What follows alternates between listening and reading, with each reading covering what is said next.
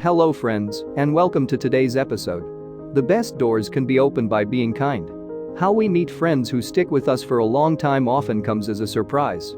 But when your family is in the service, you learn to hold on to the good people you meet and keep in touch with them, even if they live in a different state or across an ocean. You keep track of your friends by where you were stationed when you met them, and you know those friendships can handle almost anything because they've been put to the test. So, an American family living in Japan was sure to make at least one friend they would keep for life. Just the fact that the friend wasn't in the service might have been shocking. Instead, the friend was an older Japanese man who lived next door to the young family in Yokosuka, Japan. He didn't know English. But this interesting story has gone popular before. In 2013, a user on Reddit named Teresa, 52, shared a picture of a note from a neighbor who had become a friend.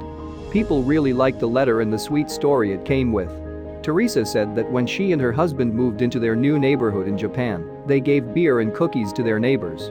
After a few hours, they met Hiroshi Yamashita, their new neighbor and one of the people they had given the gift to. Yamashita gave the family his own toilet paper, pet animals, and a note when he knocked on their door. In the thread, Teresa said, "Consumables and things that are useful around the house make good gifts."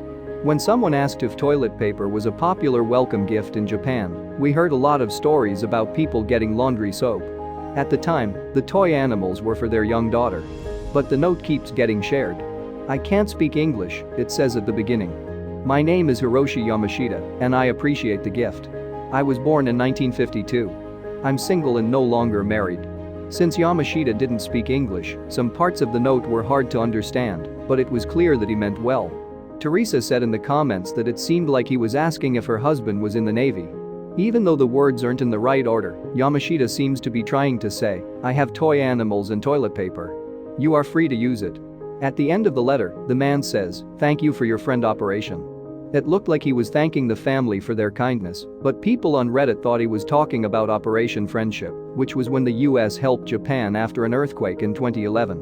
No matter what, it was still a friendship operation, because what says friendship more than taking time out of your day to write in a language you don't speak to make sure your neighbors feel welcome? It was so cute.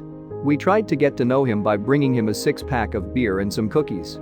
A couple of hours later, he brought over this letter with a pack of toilet paper and some stuffed animals for our daughter, Teresa wrote in the comments, saying that their first meeting probably made Yamashita laugh.